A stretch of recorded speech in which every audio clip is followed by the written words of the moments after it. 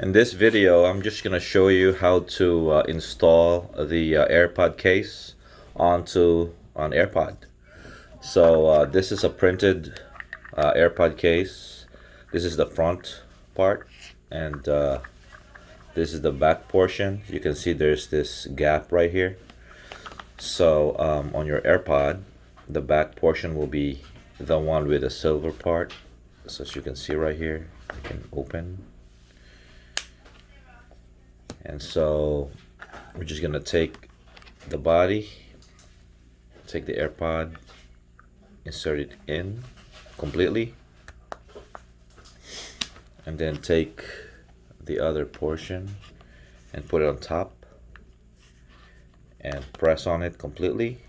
So you can see here's the back portion. You can see that silver on the AirPod, and there you have it. Thanks for watching.